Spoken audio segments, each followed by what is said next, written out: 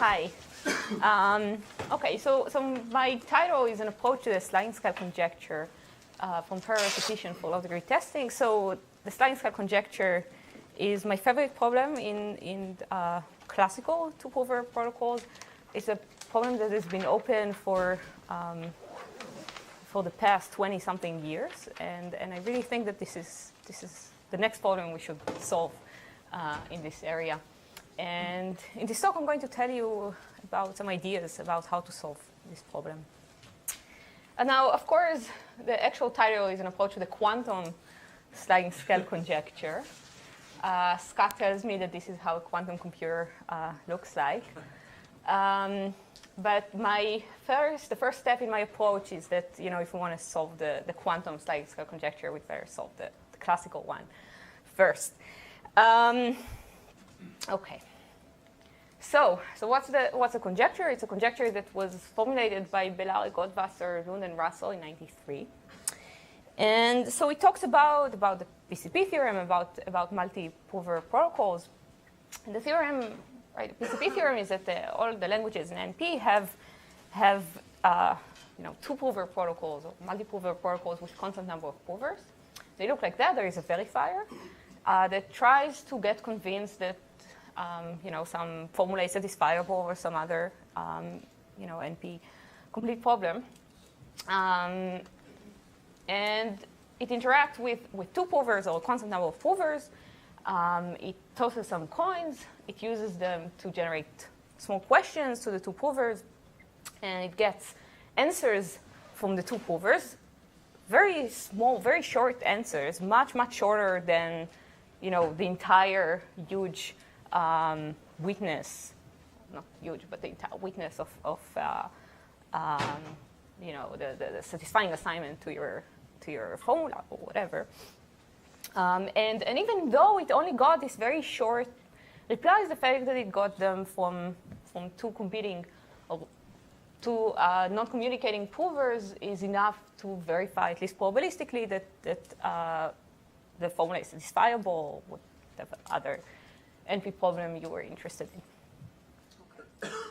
Now, so this is the standard PCP theorem, and the sliding scale conjecture says that if the verifier uses our random bits, then its error probability should be 2 to the minus omega r, right? So what's the error probability? The understanding here is that if the formula is satisfiable, then there is a strategy for the provers that the verifier always accepts.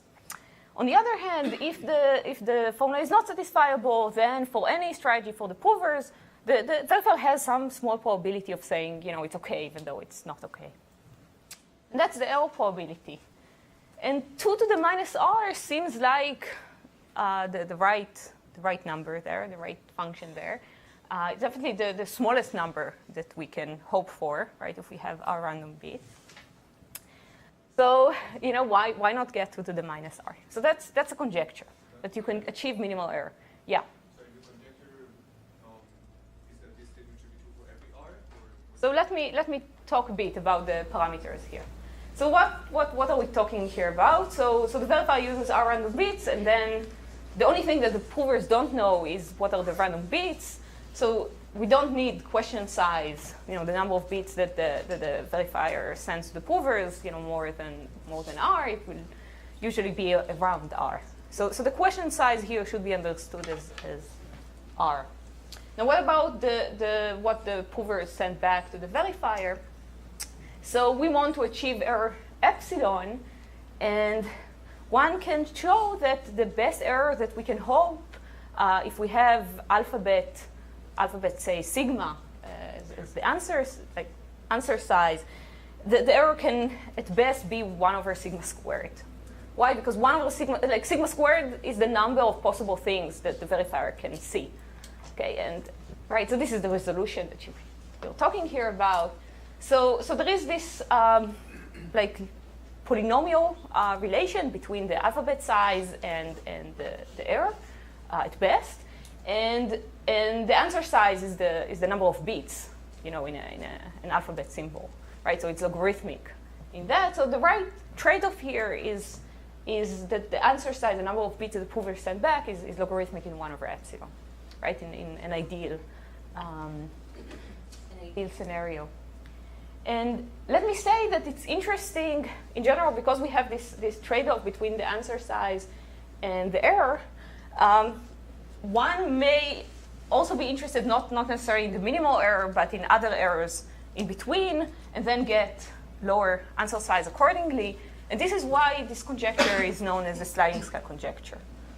However, if we prove this conjecture for the minimal error, we have techniques to go to any error in between with lower alphabet.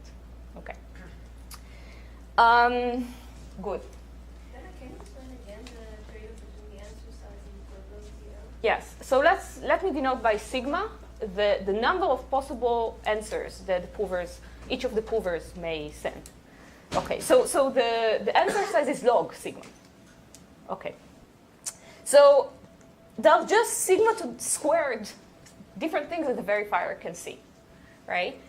And if they're just sigma squared, then the error can't be better than 1 over sigma squared. Right? You can just guess at random answers. Guess like the provers just like guess something at random, and or if we want to show an algorithm that simulates that, we just guess at random. We're going to the verifier is going to accept with probability at least 1 over sigma squared. Right? So epsilon has to be at least 1 over sigma squared, and that's why the answer size, which is log, that is logarithmic in 1. So that's the trade-off that we expect. Notice that for the minimal error, we expect the answer size to be about R, just like the question says. Okay. And usually the randomness that we care about when we talk about NP is logarithmic in N, and is the input size. And the reason is that we want this transformation to still keep us in NP, right? If R is logarithmic, then if I want to write down all possible questions and all possible answers of the provers on any possible randomness string, I just need 2 to the R bits. And if R is logarithmic, then 2 to the R is polynomial, and I can just write down the strategy of the provers, and this becomes like a deterministic, a standard NP witness for satisfiability. Okay, so that's why we care about logarithmic randomness, so we keep everything in NP. Okay, any questions about the background? Yes? What's the reason for the name, sliding scale? Because of epsilon that slides. Oh. Right, and then the alphabet slides accordingly.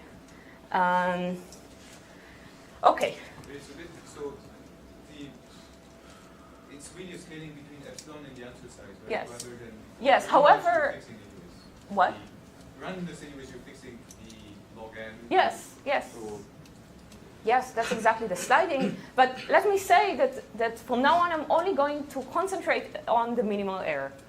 Because if you solve the minimal error, you can interpolate between the minimal error and up.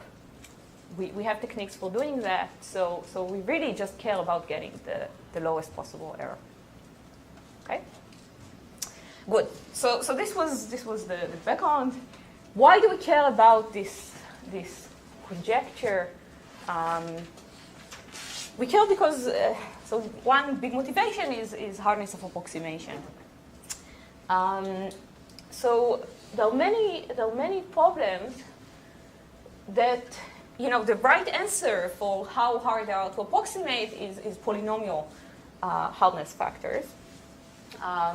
So problems like max CSP, constraint satisfaction problems, these are you have variables, you have constraints. Each constraint depends on just a constant number of variables, and you want to satisfy as many constraints as possible by assigning the variables accordingly. There is directed multicut, for example. So we have sources and sinks, and you want to cut between them, so you cut each pair, and it's a directed graph, and you want to cut as little as possible. There is closed vector problem in lattices. There are a bunch of problems like that where we think that the right answer is that they're NP hard to approximate within polynomial factors, and we don't know how to prove it. And the reason we don't know how to prove it is because we haven't solved the sliding scale conjecture yet. However, if we do solve it, we will get those. And very likely we'll get many more. So candidates here are the shortest vector problem in lattices, clique, right, exactly sharp thresholds for constraint satisfaction problems on smaller alphabet, and so on and so on. So there are a bunch of really great open problems there just to understand what are the implications of the sliding scale conjecture. Yeah. Are any of them equivalent to the sliding scale conjecture, proving hardness? So that's a good question. That's I think that the answer is yes, but if you're interested in working on this, it's a great open problem. It's something that I want to work on. But yeah, I think that the answer is yes. I think that it's really necessary for those problems. Okay. Fine. So, right, it's a problem we really want to solve. And of course, there was a lot of, interest in solving it. Like, obviously, when you care about multi-prover games, you want to get the error low, right? This is the first thing you want to do with the PCP theorem. And so there was a lot of effort in this direction. And let me tell you a bit about this effort in this direction and why we're still far from actually proving the sliding scale conjecture. So the first time the PCP theorem was proved, 92, they showed constant error.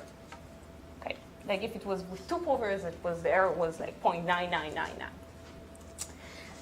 And this conjecture actually came right after that in 93, that obviously the right answer should be 2 to the minus r.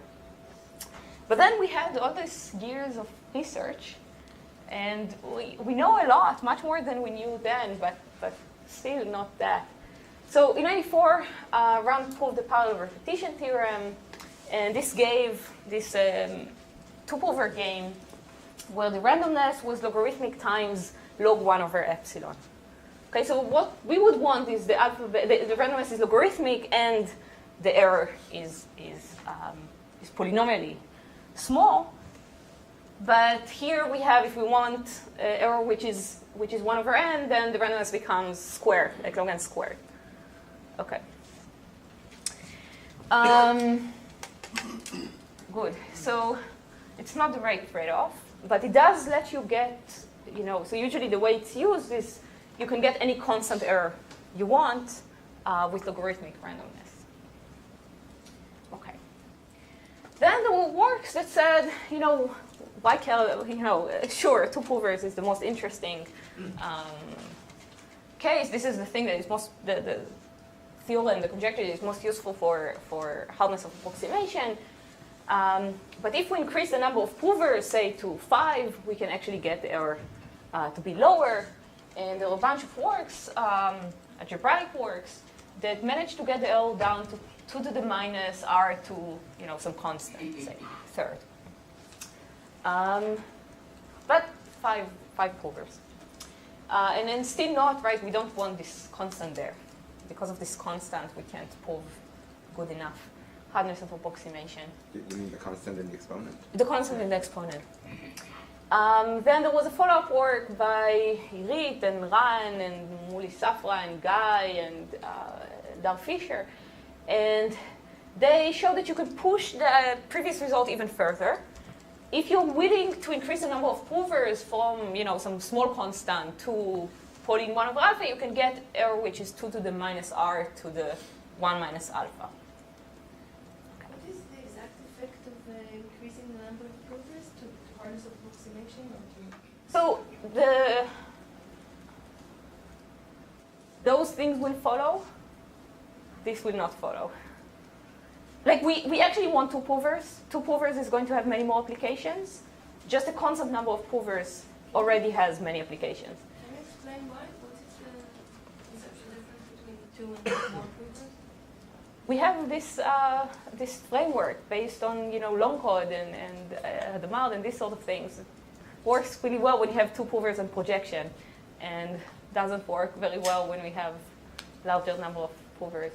Oh, wait, so you also need projection for the Yeah, bottom one? I really need Okay. projection Yeah. here. Okay. So, right, the ultimate PCP theorem is to prove it just with two provers, and from the answer of one prover, you can also deduce the answer of the other prover. But already the case of constant number of provers has important implications.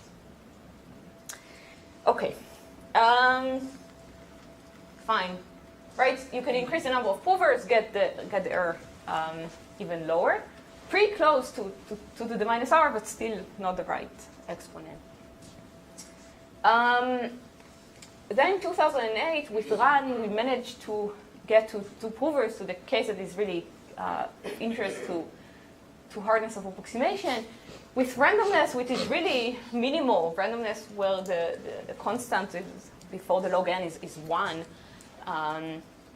And the only problem really with this result was that the answer size was poly 1 over epsilon instead of logarithmic in 1 over epsilon. And that's the reason that this doesn't prove the sliding scale conjecture. And then recently, Reed and David managed to improve this a little by applying prior repetition to this thing, and they know how to analyze it, and they can get the answer size a bit lower, so you can get so the meaning of this, one can think of that as you can get error which is any 1 over log n to some constant and still have polynomial alphabet size. So here you can get any polylogarithmically small error and still have polynomial alphabet size, but you lose the small randomness. So this is where we stand with error in PCP. With two provers, we have polylogarithmically small error. With more provers, we have 2 to the minus r to a constant rather than 2 to the minus r. Okay. And my point here is that it's about time to get a 2 to the minus r, at least for constant number of provers. Okay, so that's the previous work. And so let's move on. In all those previous works, there were actually two approaches to how to get low error for two-prover games. And there was it was the algebraic approach. This is the approach based on low degree polynomials and low degree testing, which I'm going to talk about in the rest of the talk. And this is a great approach because it gives you something structural that is, extremely strong. It tells you that if the verifier accepts with pretty good probability, it means that the proof that you see is actually very close to a low degree polynomial. And this is something pretty amazing, that you can say something about the proof that you see and big parts of it, just by knowing that the test passes with good probability. So this is what I mean by strong structural result. The only problem with this approach is that the error inherently in all those works was never low enough. It could never give the sliding scale conjecture. So this was one direction. The other direction was the combinatorial direction based on prior repetition. And there the idea is that you get some PCP, we don't worry about the error, it's going to have higher, and then you amplify the error by repeating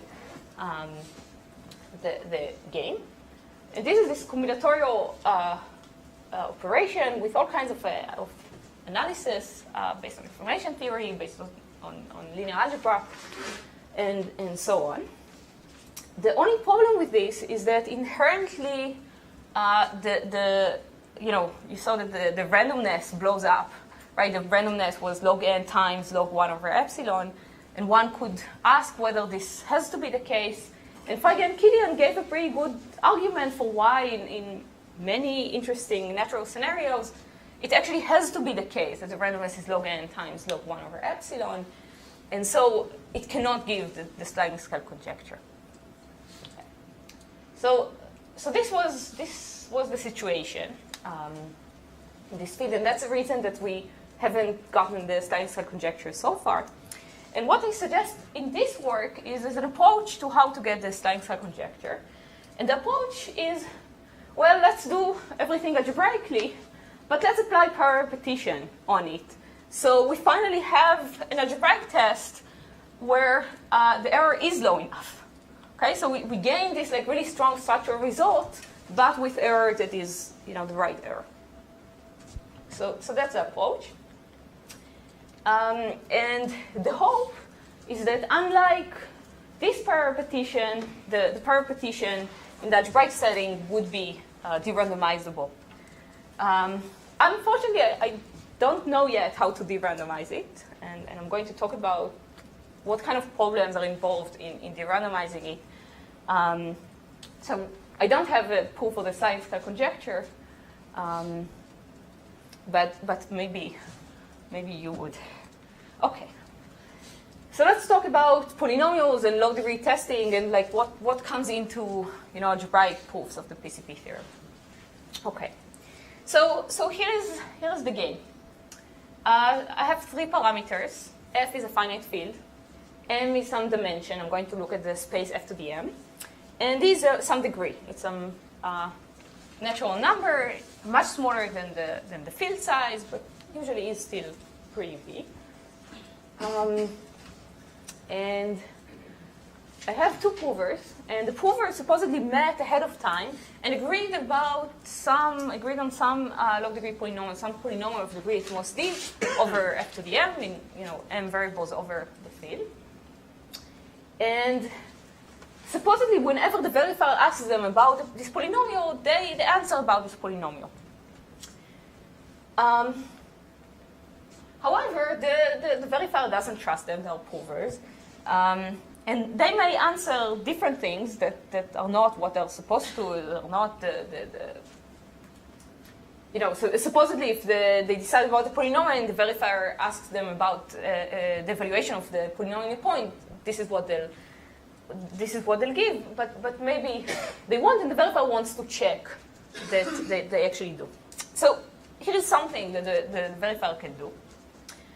It can pick a point completely at random from F to the M, and then pick 2 lines, random lines through X. Okay, and send one to the first prover and one to the second prover, and then ask the provers, give me the restriction of the polynomial that you decided about ahead of time to this line. Okay, so they're both supposed to answer, and they're supposed to answer with a univariate polynomial of degree at most d, right? Because the restriction of a polynomial of degree at most d in m variables to a line is a polynomial in 1 variable of degree at most d. So they answer that to the verifier, and then the verifier just checks that the two polynomials actually agree on the point the 2 lines have in common. Right? So this way, the verifier both checks consistency between the answers of the 2 polynomials, of the 2 provers, and it checks low degree because those P1 and P2 are polynomials of low degree. And the hope is that if they, obviously if they answer according to this one polynomial that they had in mind, then this test will always be fine. The verifier will always accept. But the hope is that if the verifier accepts many times, it really means that they agreed on one polynomial and keep answering accordingly, right? Because if they keep answering, inconsistent polynomials, then those polynomials are going to differ a lot, and we're going to catch them. Okay, so that's the hope behind this line versus line test. Yeah. So here you're checking that these provers have some m variable polynomial in mind that they agree on. Yeah. Are you going to say, or do you have a one-sentence way to say how this relates to the sort of original problem, which is yes. We're trying to check? Yes. Okay, you're going to say. Yes. Okay. Good. So that's the line versus line test, and so there was a lot of research on this thing. It was initially suggested by Rubenfeld and Sudan, and even Rubenfeld and Sudan, the whole thing started with this paper of Bellare, Luby, and Rubenfeld about linearity testing. So everything becomes much, much easier if you talk about, instead of degree d polynomials, you talk about degree 1 polynomials, like linear functions. So the research started on that, and then advanced to multilinear polynomials, and then advanced to the degree D polynomials. Each time it gets harder, but each time the advantage is that you have more code words, right? You have more degree D polynomials than you have linear functions. And therefore, if you try to use this as an encoding, you need fewer bits. Code word. So this gives like lower length or lower randomness for the verifier. So there was a huge amount of research on this sort of tests. And this is the state of the art by Sanjeev Arora and Madhu Sudan in 1997. And they say that as long as the field is sufficiently large with respect to the degree and to the dimension, if this test, line versus line, passes with probability, at least gamma is any natural number, any real number that you want between 0 and 1, then there must exist a polynomial of degree at most d, global polynomial in m variables, that agrees with at least about gamma fraction of all lines. Okay.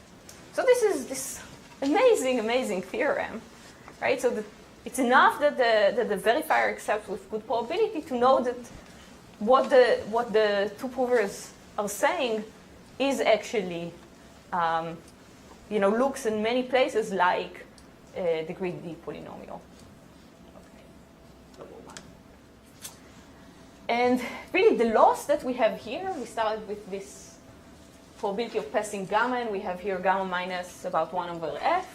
This is really the best loss that you could hope for, because if you think about it, suppose that the provers don't work according to any one low-degree polynomial. Suppose that they just give you their answers completely at random. It's some random univariate polynomials of degree at most d. So the probability that you have consistency, well, you just have two random values, right? The evaluation of each of the polynomials on each of the points is just like a random field element, and the probability that two random field elements are the same is 1 over f, right? So even if the provers don't do anything that is actually like a low-degree polynomial, they still succeed with probability 1 over f. So you have to have this sort of loss here, and this theorem, after the constants, tells you that this is the loss you actually have. Other than that, if you have the accepted probability much larger than 1 over f, then it's actually a low-degree polynomial that they're responding about. Okay, so that's this amazing theorem. And let me answer Thomas's question. So here is the first point I want to make. If we want to solve the sliding scale conjecture, it's enough to just completely concentrate on this problem of low-degree testing. We can forget about, SAT and protocols like general, multi-prover protocols and so on and so on. We can just think of this low-degree testing problem. And the only thing we need to do is to get a low-degree test where the randomness is n times log f, right? This is the randomness that you have for line versus line, right? You just pick a constant number of points in f to the m. This is the randomness. You have constant number of queries or constant number of provers. If you have this and error, which is f to the minus m, like error which is polynomially small in the space that you're walking over, then you get the sliding scale conjecture. Okay. So people who are experts in algebraic techniques in PCP are not surprised by this lemma, right? It's essentially well known, and the way it's proved is you say, well, start with any PCP theorem, and then take your PCP proof and encode it with a low-degree polynomial. And what's the advantage of low-degree polynomials? It's that they're very good locally decodable codes. And you have the low-degree test, and you use the low-degree test to make sure that what's written is actually essentially a low-degree polynomial. And then you use the fact that the low-degree polynomials are great locally decodable codes in order to decode things from your original PCP proof and simulate kind of a sequential repetition version of the original PCP. So that's how the proof goes. So to adapt it to this setting of parameters, you have to work a little. So it does involve a different setting of parameters than one usually has in those things. You start with a different PCP theorem than you usually start with. To prove this, I actually went and proved like a combinatorial composition that wasn't written anywhere before. So, right, it's a bit somewhat right. There is work that gets into proving this, but at least for the experts, this is known. Yes. So, what's the best thing that we know in the current literature? What I had before, right? Okay. The best thing we know is to have error, which is 1 over f. Okay. And I want the same parameters, but with error 1 over f to the n. That's a lot, right? And yeah. But what I'm going to show you in this work is how to get error, which is 1 over f to the n. This is the result. The only thing is that you're going to pay the randomness. Instead of the randomness being m log f, the randomness is going to be m squared log f, which, is not what we want. But if you manage to do what I can do without blowing up the randomness, without the randomness being m squared log f, but just m log f, you prove the sliding scale conjecture. Okay. Any questions before I move on to how we do that? Yes? Yeah, I'm slightly confused about PCP and multi-prover proofs, because for me, it looks like what you're doing to be a two-prover interactive proof. Yes. But you said PCP earlier, and I thought PCP is one prover produces a string of bits, and I look at small subsets of Yes. the bits. So probably there's some relation that I They're, don't see. in the classical world, they're completely equivalent. And what is the number of provers then? The number of provers is the same as the number of queries. Ah, okay, a prover is a query, Yes. in my view. Yes. Okay. But they're completely equivalent. It's just a matter of, saying things differently. And if you want to see the equivalence exactly, we can talk offline. Then at least I have an idea what the direction is. Okay. Good.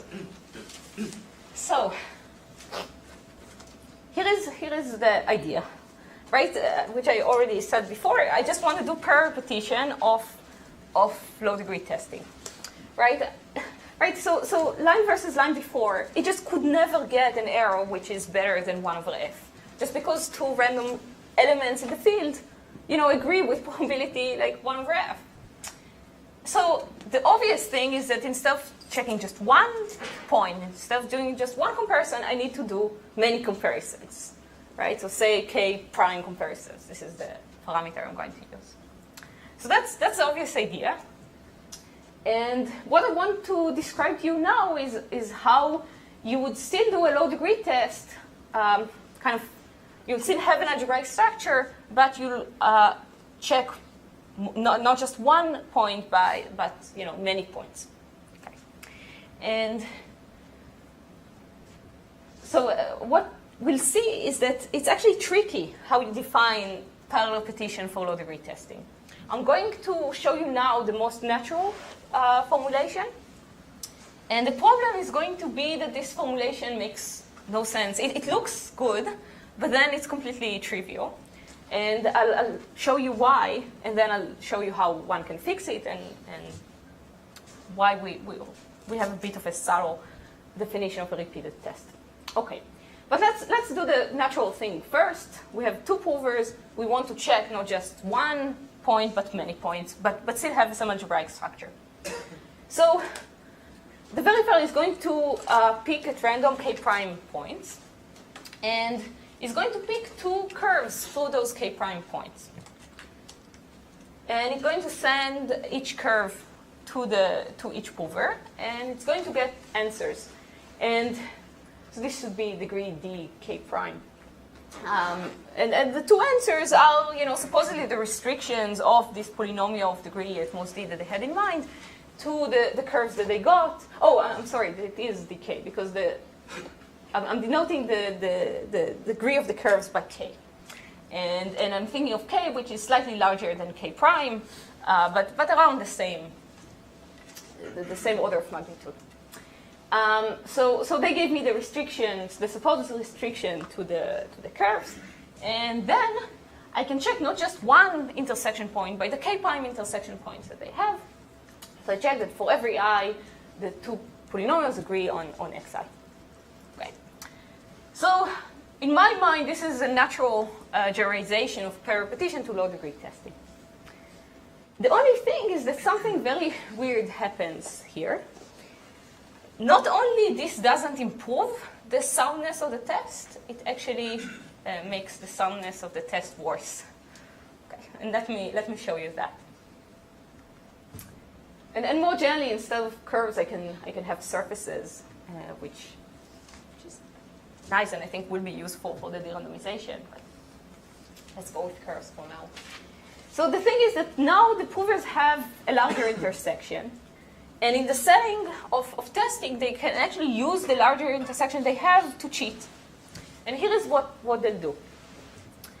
They're going to decide ahead of time, per point x in f to the m, about a polynomial p subscript x. Completely different random polynomial associated with the point.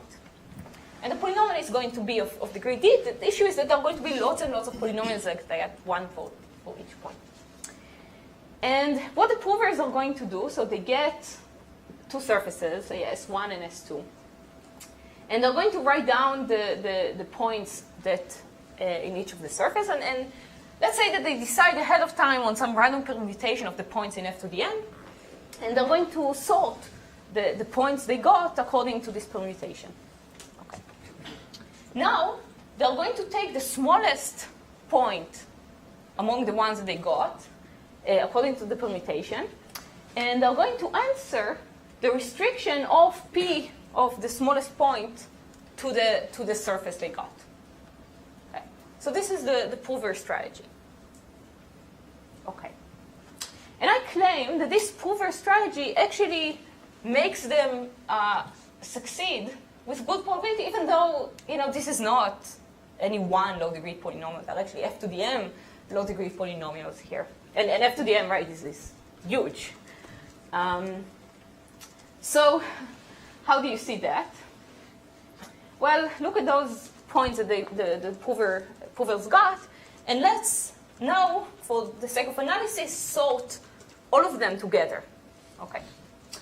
Now, when are they going to be consistent? They're definitely going to be consistent if the smallest point among all of the points that they got is in the intersection between the two surfaces. Right? Because each one answers about the smallest point that they got. Obviously, the smallest point everywhere, if it's in the intersection, is going to be the smallest here and the smallest here. Right? And in this case, they're going to be exactly consistent. But the issue is that this happens with probability, which is the intersection between the surfaces divided by the union of the two surfaces.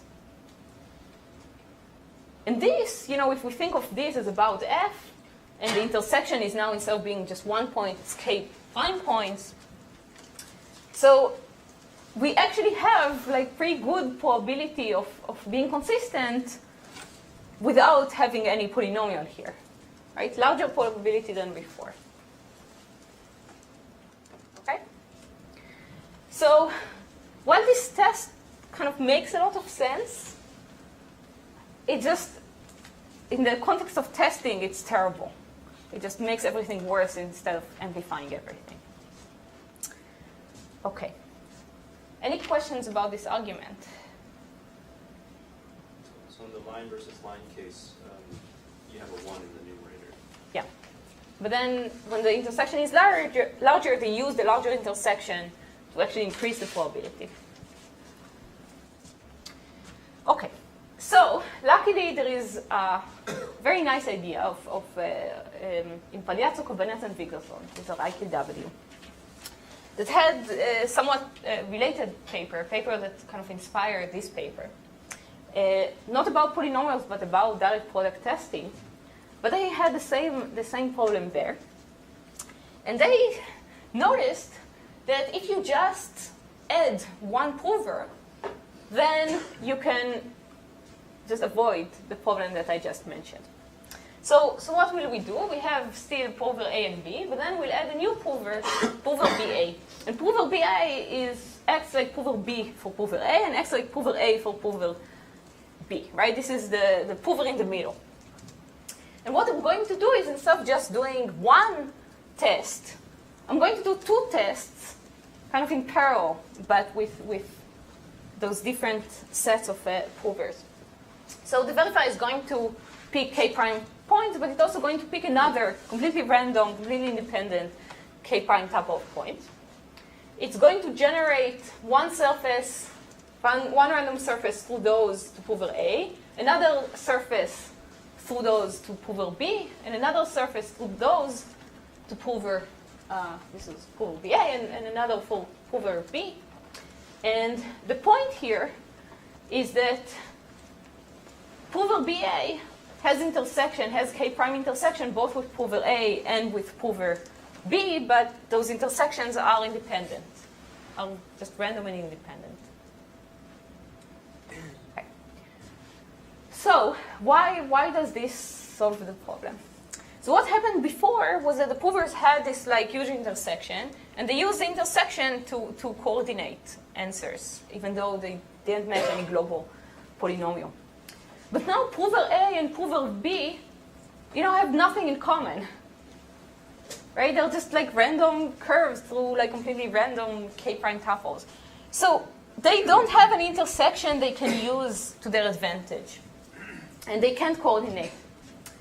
And if prover BA tries to play the original protocol, then it has two conflicting goals. On one hand, it tries to be consistent with prover A. On the other hand, it tries to be consistent with prover B. But then it has to give one low-degree polynomial here, and it's just torn, right? And it just can't do that. So that's the intuition. Okay. And indeed, so this is my definition of a parallel repetition of low-degree testing. Okay. And indeed, what I'm able to show is that if I have parameters such that this original surface versus surface has error, which is about 1 over f, like line versus line, then the repeated test actually has error, 1 over f to the k prime, right? The number of comparisons we make, right? Which is the result that we expect, right? Because we started with a test with probability of error 1 over f. So here we do k prime repetitions, we expect 1 over f to k prime, right? So that's the theorem I'm able to prove in this work, parallel repetition for low-degree testing.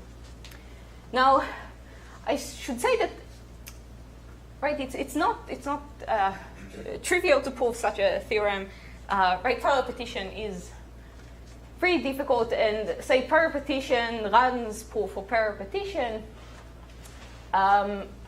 Even if it starts with a test with a really low error, it only has the repeated test will only have error which is 2 to the minus k prime, rather than the error that you started with to the k prime. And then the recent work of Irit and David does have this property that if you start with low error, you still have this low error in the base. But this came after, some years of research, and it wasn't clear how to do that in the beginning. For testing, which is, you have a stronger guarantee than normal PCP. You have this structural guarantee. Actually, much less was known. One could adopt those IKW techniques and get error which is 2 to the minus square root k. So this is bad both in the base that is not the right base, and in the exponent which is not the right exponent.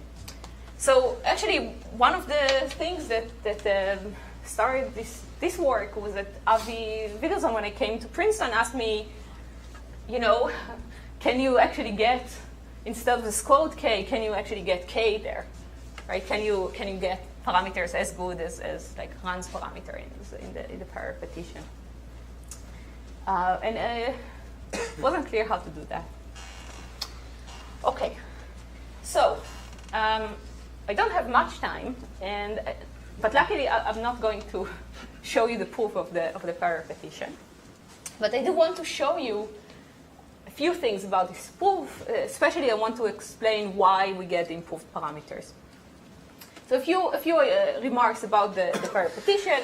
As I kept saying, it's not derandomized. It's parapetition like all of our parapetitions, which we just pick everything completely at random. And the big open problem is whether you can derandomize it. So it improves the parameters of IKW. It also simplifies the proof of IKW. And the nice thing is that unlike standard parapetition, it gives you this very strong structural guarantee. The proof is actually a polynomial. The proof of strategy is actually a polynomial. And not only it gives you this much stronger guarantee, but actually the proof itself uses this stronger guarantee inside to make things easier. And kind of the main reason that we're able to improve over the previous works is that we have better kind of mixing properties, like expander, extractor kind of stuff for incidence graphs, algebraic incidence graphs. And this is what I want to show you next. I want to show you why this comes into the proof and what exactly we're able to show that is new and gives this like f to the minus k prime. What's the improvement for IKW? What? What is the improvement? That at least, right, the IKW techniques for this problem would have given 2 to the minus square root k, and we give this. I don't actually have an improvement for the direct product, and I'm not going to discuss that. What is that k prime and that one is k? What's k? Yeah, so actually the result that they're able to prove is 2 to the minus k prime, but only for k prime, which is at most square root k.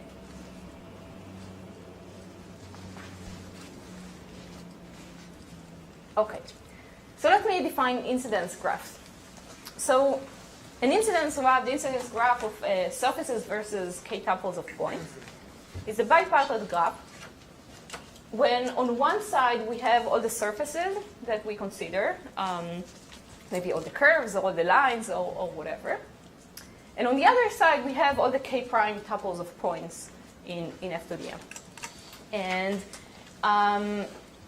right, the standard like line versus point graph would be here you have lines and here you have points. And I'm looking at this like more general graph where you have surfaces versus k-prime tuples. And you have edges if you have containment, right? If the points here are contained in the surface there. Okay. So that's an incidence graph.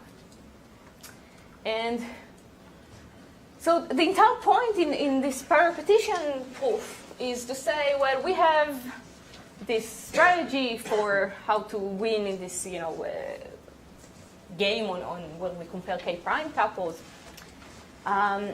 But really what we want to say is that we can come up with a strategy for the base game, for the game where we only compare on 1 point, because on the base game we do have a guarantee. We know that there is this structural thing. If the verifier accepts a lot, then we get a polynomial. So kind of the entire point here is how to move from this like whole strategy for the surfaces to some strategy that is consistent on single point.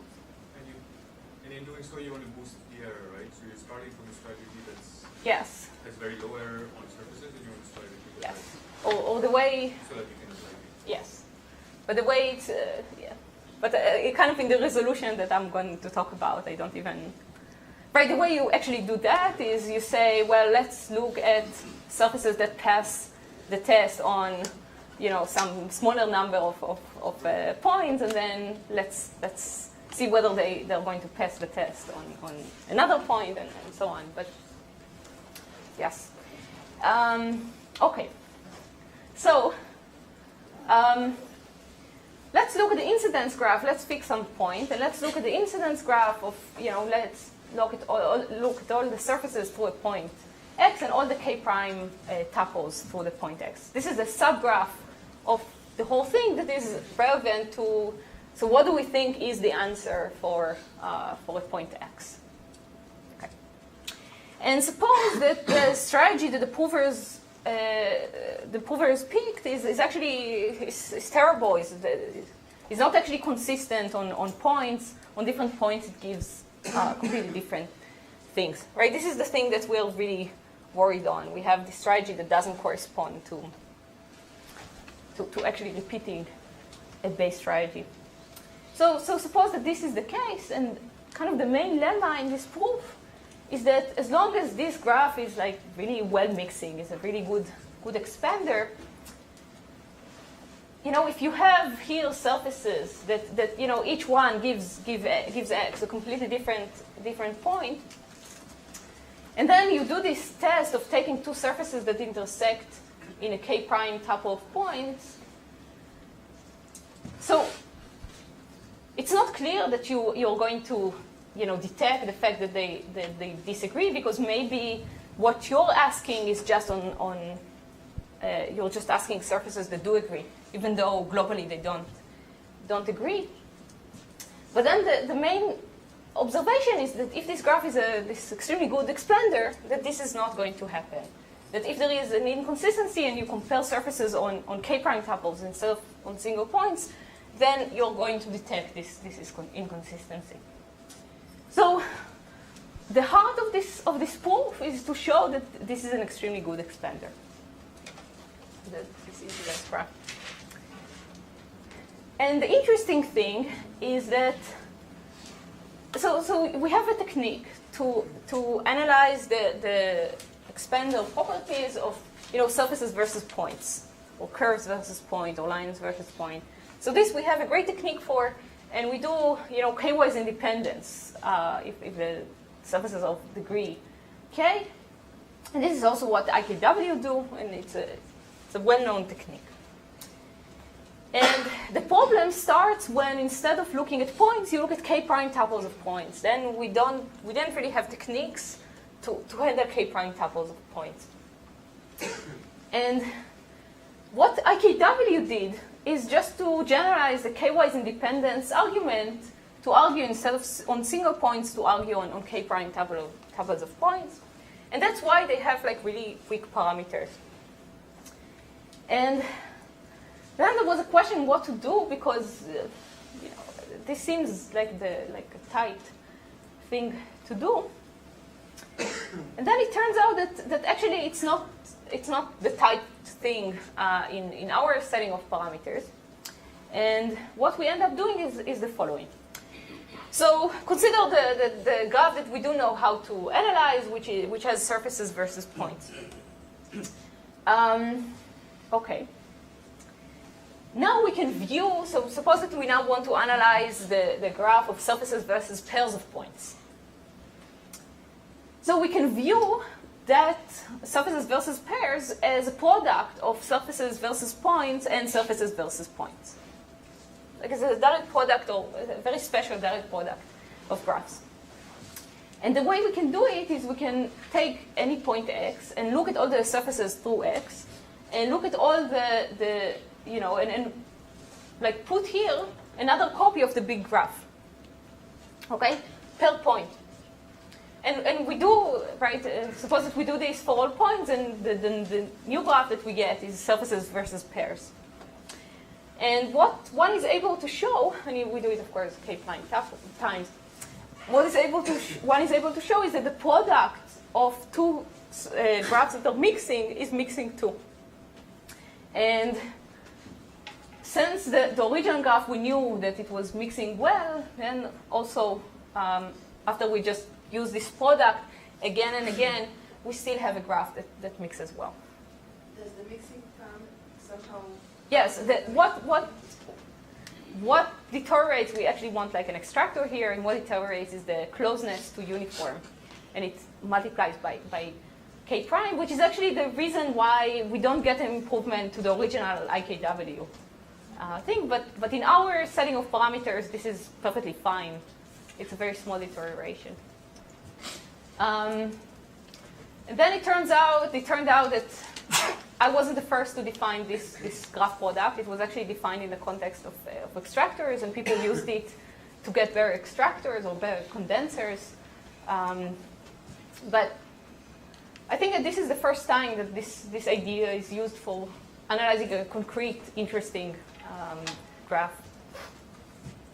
Okay, so that's the main reason why we're able to improve. We get the optimal parameters for the expander from this direct product argument. Okay. The big open problem is, can you derandomize per repetition? Let me briefly say that for normal per repetition, there is this Feige-Killian argument that gives a very severe limitation. And what? Can you explain the problem of your... I would if I had more than 2 minutes. But I'm very happy to explain offline for to whoever is interested. It's a very nice, very simple argument, but it's very convincing. But the thing is that in this scenario where you have 3 provers and 2 are completely independent and the third checks consistency, this limitation is actually avoided. As long as the two intersections are independent, this limitation is actually avoided. So that's open. Can you actually derandomize per repetition and hence prove the sliding scale conjecture? Let me end by suggesting a challenge problem. So this won't immediately give you a derandomized low degree test per repetition for low degree testing, but I think that this is the heart of the matter here, and I think that if you manage to solve this, I feel like getting a better PCP from there would be just like a matter of a bit of work. So here's the question: are there 2 relatively small families of surfaces and k-prime tuples of points, such that 2 incidence graphs are mixed well? One is the incidence graph of surfaces versus k-prime tuples, and the other is the incidence graph of k-prime tuples versus points. And this is what I mean concretely by mixing well for each of those incidence graphs. This says that this is a good sampler, and this says that this is a good disperser. So it's standard definitions in pseudo-randomness. But it basically means that you have those set of surfaces that are very well distributed over your space, but also their intersections are very well distributed over the space. That's the algebraic question here. I call it the intersecting surfaces question, and please solve it. I've worked on it for like the past, 2 years, and I have tried a lot, and I don't know how to solve it as of now. That's it. Thanks.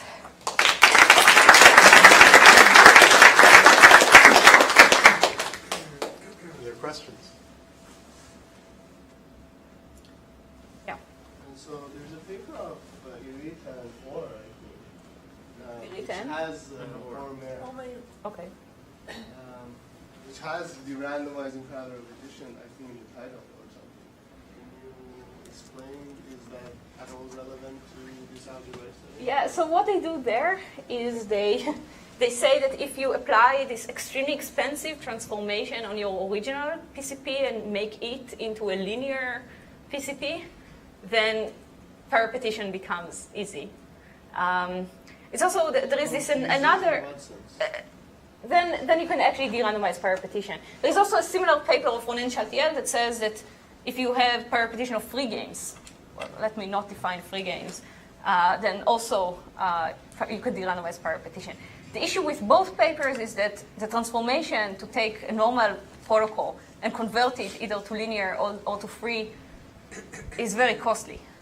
So that's why it's unhelpful for the slide scale conjecture. I think there's also another issue, is that if you randomize standard prediction with the error is polynomial in the number of repetitions and not exponential. But the sliding scale conjecture, you need it to be exponential. Yeah, you need it both to be exponential and the base has to factor in there. And actually, it wasn't clear how to do that. Yeah. Can you say more about the quantum version of your Yes. conjecture and the Can you? consequence? So the quantum version, which I define now, is can the verifier get L2 to the minus R when the two provers are entangled? Okay, so we have Thomas and Tsuishito's result, and they proved the basics PCP theorem for entangled provers. And then the question is, we don't want the basic, we want lower PCP with entangled provers. Can you get that? And I think that other talks today may help you think about that problem. Then on Thursday, because I thought that today is the survey of your result. No? no, well, on Thursday there's talks on parallel repetition in the quantum case. So Okay. I'm sort of asking what is the quantum version of the sliding scale conjecture is sort of getting way ahead of ourselves, I think. So we're still sort of trying to figure out the basics of, even the most naive thing of parallel repetition. And so this we will hear about on Thursday. Can you just summarize what's the consequence of that quantum conjecture? Hopefully hopefully you No, I mean, Get the motivation any- here is hardness of approximation, right? I don't know that the quantum versions of these problems have any application to hardness of approximation. I don't know what the consequence is. I mean, maybe you know better. Maybe there's some other consequence. I guess, right, so I guess if you remove the classical motivation to hardness of approximation, it's just, can you do two-prover protocols because of cryptography, because of, in the presence of entanglement. Right, and I think maybe Shafi will talk about applications to... Unfortunately, Shafi returned from the trip to India in non-grade shift, so she can't make it, so we have to cancel. Thanks. Okay, so let's stop and continue again.